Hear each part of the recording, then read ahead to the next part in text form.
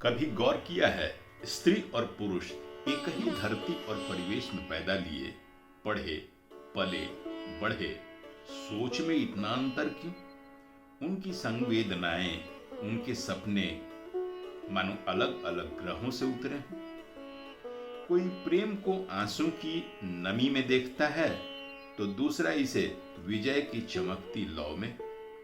किसी के लिए संबंध का अर्थ है आलिंगन का विस्तार, तो दूसरे के लिए संबंध का अर्थ है संघर्ष के बीच स्थिरता का आधार। इसी रहस्य को रूपक के रूप में कहा गया है, स्त्रियां शुक्र से आई हैं और पुरुष मंगल से।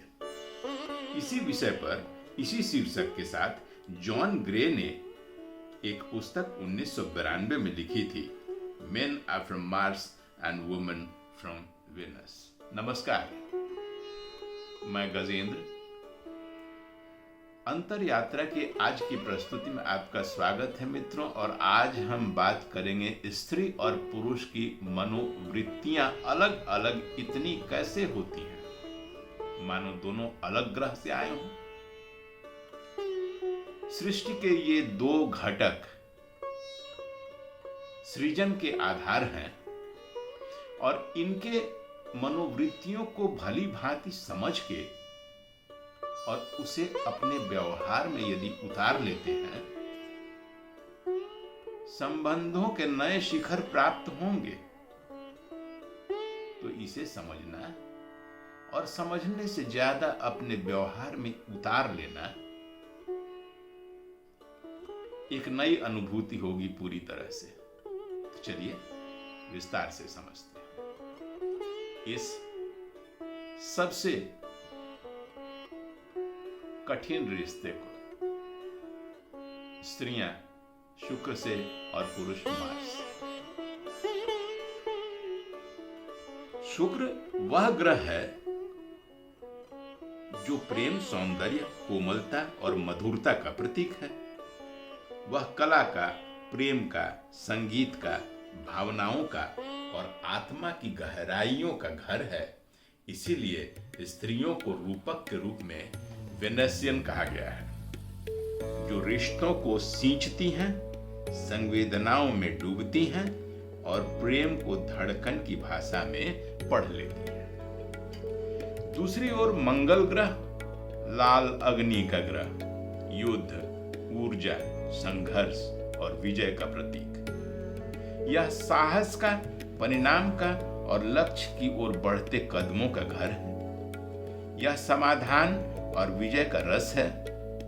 इसलिए पुरुषों को रूपक के रूप में मार्शियन कहा गया है। ये समस्याओं को सुलझाना जानते हैं, भावनाओं से ज्यादा समाधान पर ध्यान देते हैं और इनके लिए प्रेम भी एक सुरक्षा और स्थिरता का वचन है।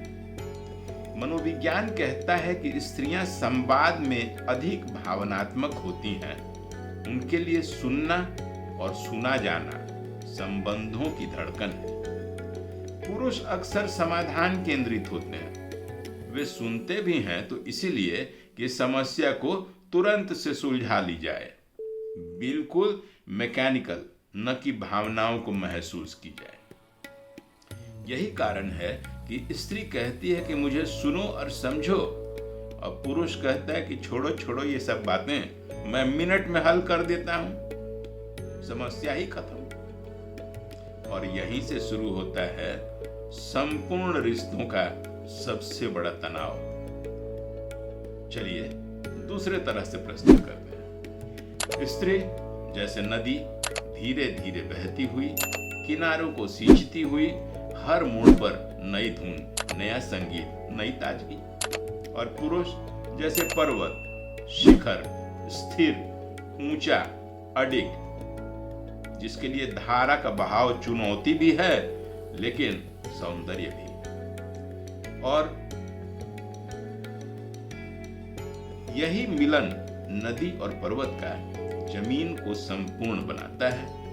भारतीय संस्कृति में भी यही प्रतीकवाद गूंजता है। ध्यान दिया है ना आपने? शिव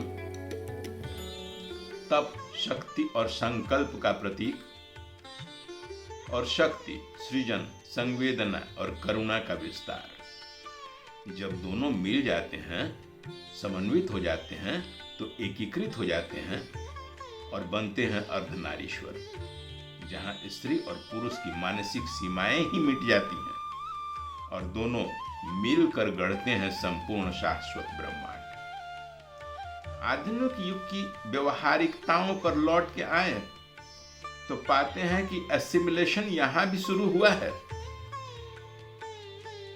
थोड़ा अंतर है, स्त्रियां मंगल के क्षेत्र में प्रवेश कर गई हैं और पुरुष भी शुक्र की संवेदनाओं को छूने लगा है। यह फेज ऑफ एसिमिलेशन है। स्त्रियां कहती हैं हमें केवल भावनाएं ही नहीं, अवसर भी चाहिए, और पुरुष कहने लगे हैं हम केवल शक्ति, सफलता और विजय नहीं, संवेदनाएं और प्यार की मनोवृत्तियां भी चाहिए।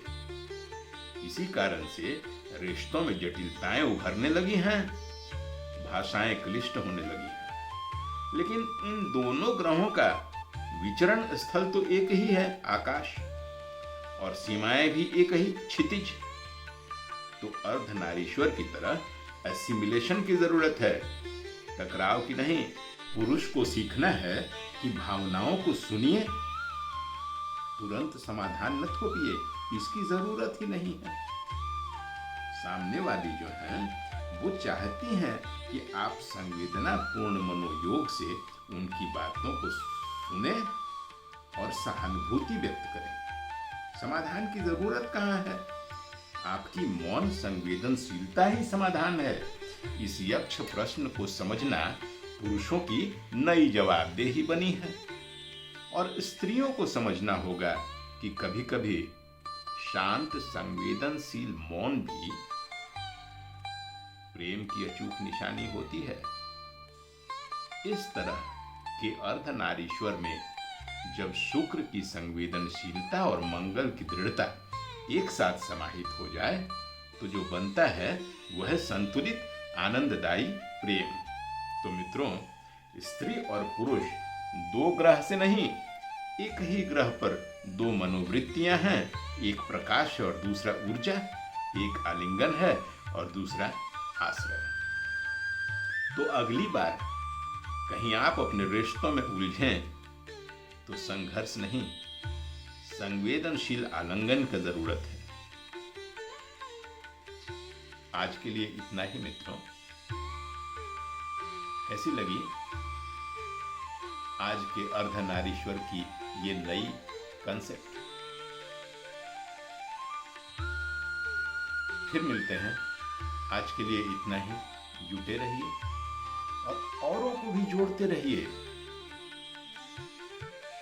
कम्युनिटी को बड़ा करना हमारा कर्तव्य है। एक दो लोगों को शेयर जरूर कीजिए, क्योंकि वो भी रिश्तों की खटास में फंसे हैं और समझ नहीं रहे हैं कि कैसे इस अर्धनारीश्वर के कंसेप्ट को समझ के, बूझ के और अपने व्यवहार में उतारा जाए, ताकि जीवन सुखदायी हो सके। नमस्कार। अगली कड़ी में फिर मिलते हैं।